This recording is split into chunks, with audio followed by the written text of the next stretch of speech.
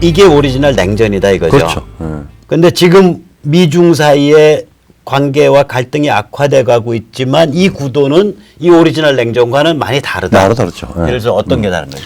첫째, 지금 저기 중국이 냉전 종식 그 전에 78년부터 시작을 결의하고 80년대 초반부터 이제 소위 말하자면은 시장 경제를 도입을 해서 한 30여 년 동안에 사실 어떤 자본주의 국가보다도 훨씬 더 자본주의 실제 원파티 시스템이지만 그러니까 일당 독재 시스템이지만 사회 경제적으로는 이미 시장 경제에 편입이 됐어요. 그렇죠. 그리고 지금 미국하고 문제가 생긴 것도 중국의 불공정 무역이 이 통합된 시장 경제에서 너무 심한 불공정을 하고 있기 때문에 미국이 제재를 이제 시작을 한 수준이고, 그 다음에 마지막으로 미국이 이 중국을 포용 혹은 포옹해 줄 때 자유라고 하는 가치, 즉 그 국내적으로 정치적으로 국민들한테 인민들한테 자유를 주고 정치적으로 반영될 수 있을 거라는 막연한 기대를 가지고 했는데 그게 네네. 거꾸로 가서 일당 독재가 그 구소련식의 전체주의 독재로 갈 수밖에 없는 길에 들어섰기 때문에 자유와 인권을 내세우면서 이거는 시정해야 된다라고 선언한 거죠. 예. 잠깐만 지금 엄청난 얘기를 너무 짧게 하셔갖고 제가 지금 머리가 지금 프로세싱이 안 돼. 그러니까 뭐냐면 그러니까 중국이 내부적으로 국가주도 자본주의가 됐고, 그렇죠. 일단 경제적 자유가 어느 레벨인가 존재하고, 네. 그게 뭐 공정하든 공정하지 않든. 그렇죠.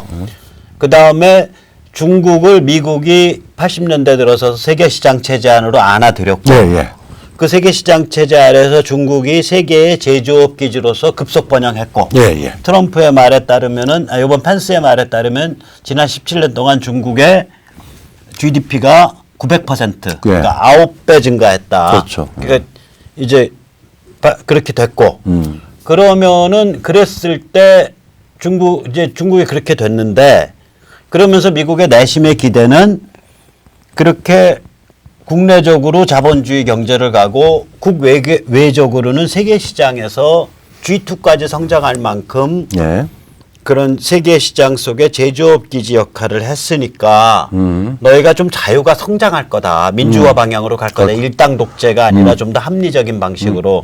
그런데 중국이 지난 한 4, 5년 사이에 그것과 거꾸로 된 방향을 가면서 밖으로 엉뚱한 짓들을 했다 이거죠. 그래서 손볼 수밖에 없게 됐다. 그렇죠. 자, 그러면 여기서 밖으로 엉뚱한 짓 한 게 다시 뭐예요? 첫째, 불공정 무역, 정치적으로는 주권 무시입니다. 주권을 무시했다. 미국의 주권 혹은 다른 나라의 주권. 다른 나라 주권. 그러니까 미국이든 중국이든 뭐 우리든 우리 지금 뭐 사드에 대한 간섭이든 주권을 마음대로 무시한 겁니다. 힘이 생겨서. 주권은 어떻게 무시한 거예요? 예컨대 남사군도에 비행장을 지은 거는 그건 정말 인류사에 보기 힘든 주권 침해입니다.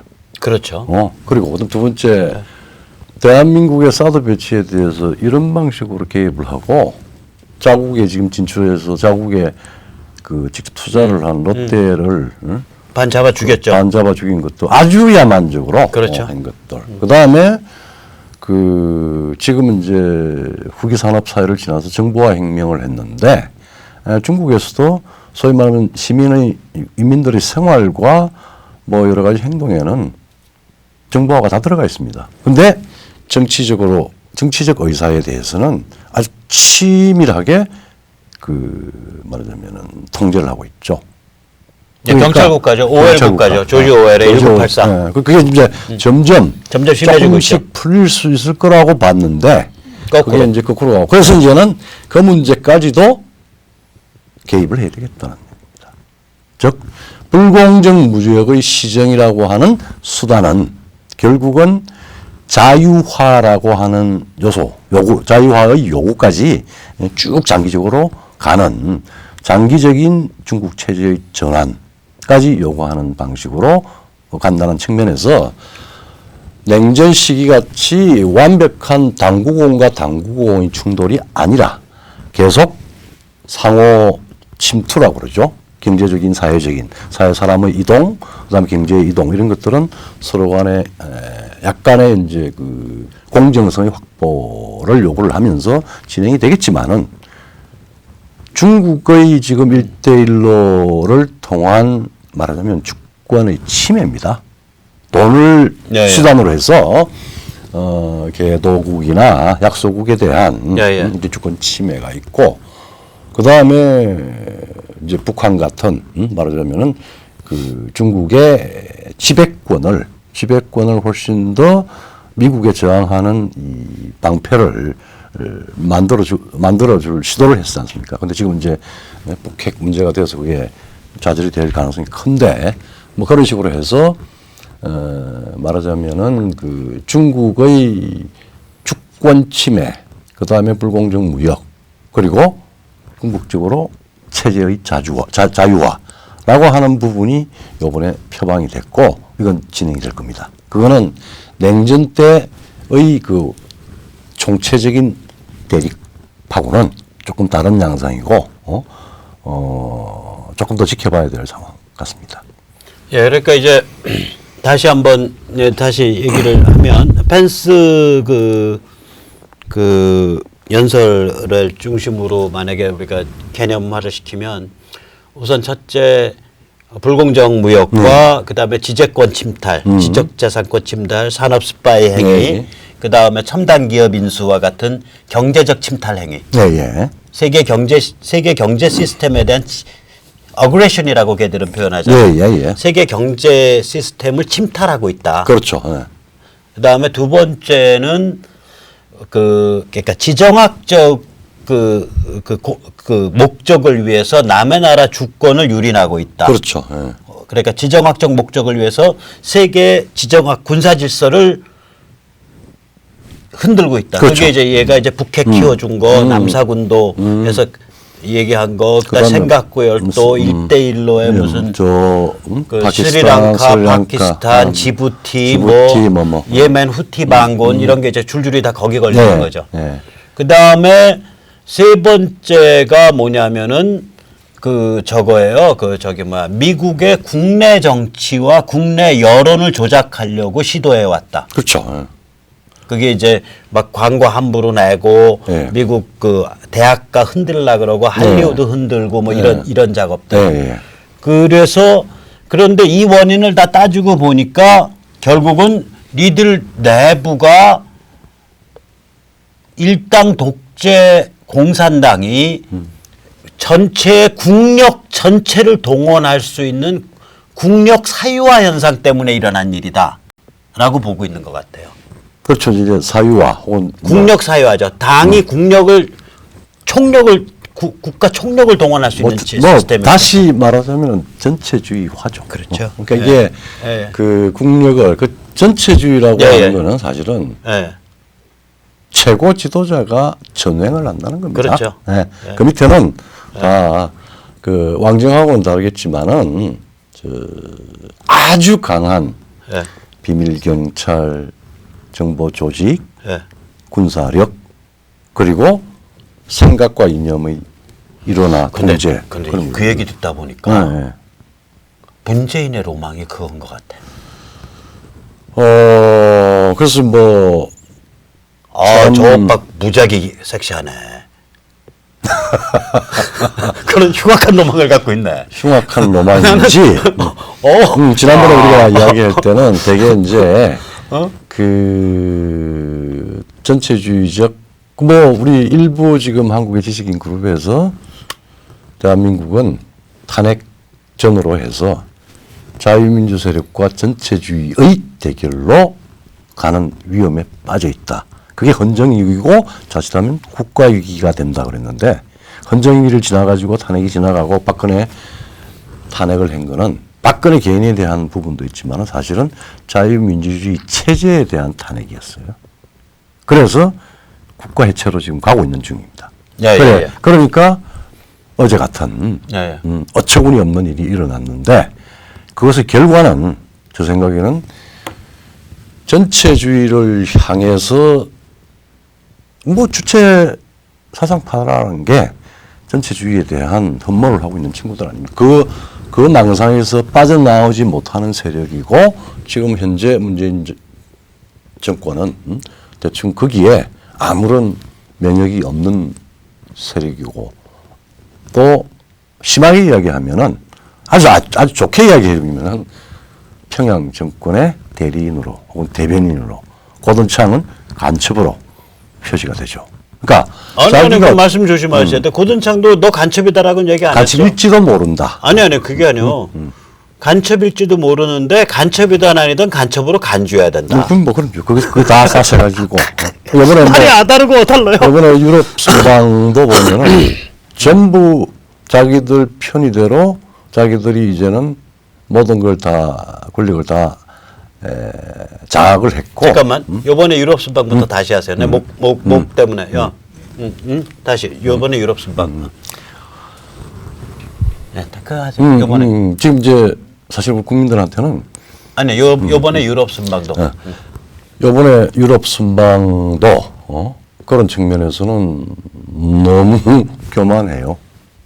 한마디로 교만한 건지 이게 아니면은 감을 못 잡고서 감을 그냥 못 망상 잡고. 속에 있는 건지 난 후자 같아.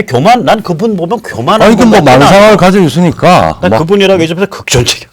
예, 근데 정상국가 같으면은 예컨대 대북 그 제재 완화라고 하는 부분을 자기가 평양을 위해서 뭔가 메시지를 갖고 갔다 그러면은 대한민국 외무부는 뭘 했습니까? 대한민국 국정원은 뭘 하는 거예요?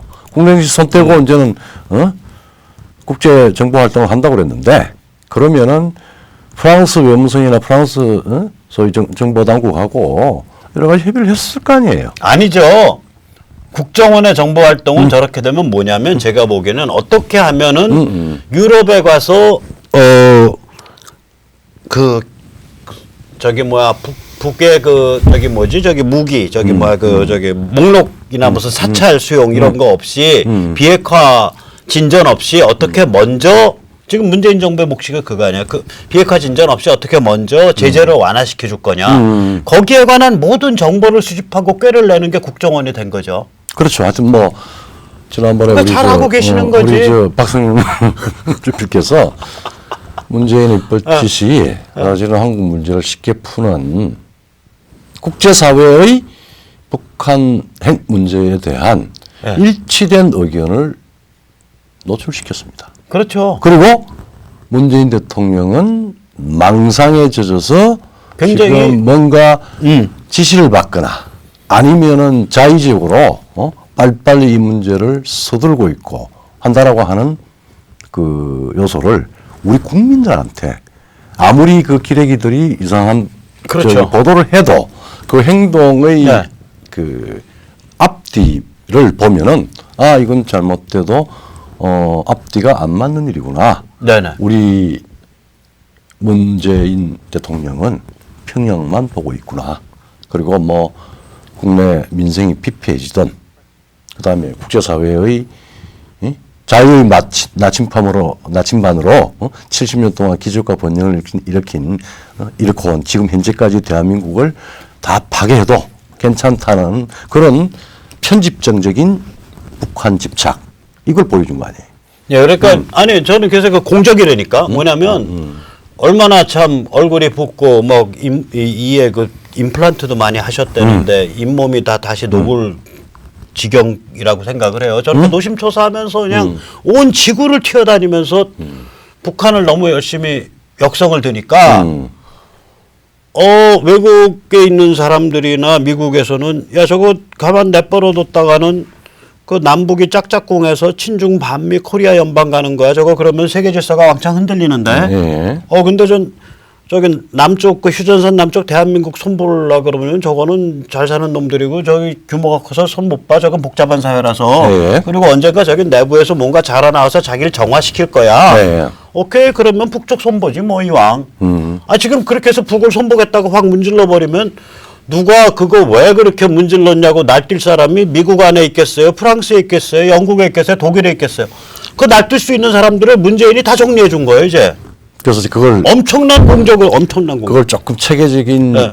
이 머리로 정리를 해보면은 체계적인 정리 좀 해봐야 됩니다. 그러니까 이제 현상으로는 그렇게 판단이 되는데 이제 신냉전이 아니라 미국이 주도하는 새로운 세계가 하나둘 만들어진다는 거고 그 새로운 세계에 대한 방향과 중요한 포석이 지금 설정이 됐다는 겁니다. 예. 첫째, 아마 지정학적으로는 포위 전략인 것 같아요. 그러니까 이게 중국 포위. 중국 포위고 네네. 그게 이제 다른 네. 옛날에 그 봉쇄 서로 당구공이 완전히 이렇게 충돌하는 컨테인먼트하고는 다르게 uncirclement 그러니까 인서클먼트. 인서클먼트 인서클, 그러니까 이제 그 원래 불어. 불어에서 이제 나오는 거고 아니 근데 키신저쯤 되면 괜찮아. 키신저에 대해서 뭐라고 말한 줄 알아요? 저 사람은 말이야 영어를 독일어 같이 하고 독일어를 영어 같이 해. 그런데 지금 이제 우리 조 교수님이 영어를 불어 같이 하고 불어를 영어 같이 하는 거야. 불어가 원래 아우세클르망이에요. 그래서 이제 그래서 하는데 그래서 포위 전략이고 이 포위 전략에 지금 완성되지 않는 가장 중요한 점이 북한의 정권이고 핵입니다. 자, 그거 하나. 그러면 이 문제가 어떻게 정리가 될 것이냐는 데 대한 방안이 나옵니다. 두 번째, 경제는 기본적으로 미국 시장을 전 세계에 다 오픈하는 글로벌리제이션, 즉 지구화가 아니라 주권 무역입니다. 국가 무역으로 다시 돌리겠다는 겁니다.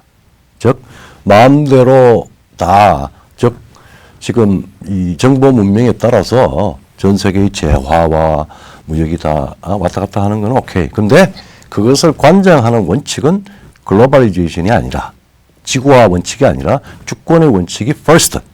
그 다음에 주권과 주권이 서로 공정하게, 페어하게 트레이드를 하는. 어떻게 보면은 그 1995년 WTO 이전에 가트 체제하고 비슷한 방식으로 아마 관리를 할 겁니다. 그 다음에 세 번째로는 정치적으로는 분명히 체제가 서로 다르다. 냉전 때 전체주의와 혹은 자유다원주의가 대립할 경우에 이거는 절대 시장도 지정학적인 문제도 편안할 수가 없다. 그래서 자유화라고 하는 부분. 거기에서 인권 문제가 나옵니다. 즉 개인 존엄에 대한 부분은 최소한 미국이 앞장서서 그것을 포갑 정권에 대해서는 통제를 하고 압력을 넣고 교정을 시작한다는 거죠. 그리고 미국에 대해서 미국 국내 정치에 대해서 그 함부로 돈질을 하면서 미국이나 이제 저기 라틴 아메리카나 앞마당. 미국과 앞마당에 대한 즉 마술을 잘라버리겠다. 그렇죠. 그러니까 돈으로 그것도 다 서방의 자본이 들어간 돈인데 돈으로 자유세계의 제도와 의식을 오염시키겠다라고 하는 부분에 대해서는 이건 절대 안 된다라고 하는 겁니다. 그리고 이제 그런 측면에서 보면은 북한 핵 문제하고 중국의 입장, 그 다음에 또 한 가지가 있습니다.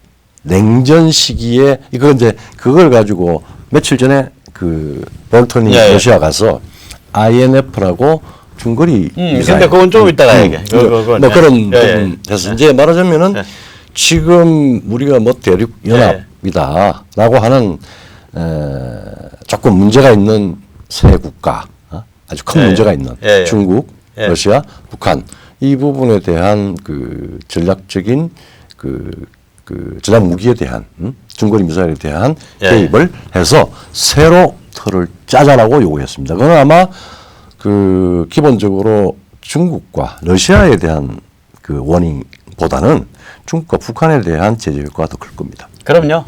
그 이제 다시 한번 말씀을 드리면, 그러니까 우리 조 교수님이 이제 정리한 게 지금의 미중 대립은 냉전 구도와는 상당히 다르다. 왜 그러냐면 그렇게 경제 불락으로 나눠져 있지 않고 어쨌거나 중국이 세계 경제의 빨대를 밟고 있고 세계 경제 속에서 살아가고 있기 때문에 기본적으로는 개방돼 있기 때문에 서로 상호 침투로 왔다 갔다 하고 있다. 그렇죠. 단지 그 상태에서 하나는 지정학적 포위. 네.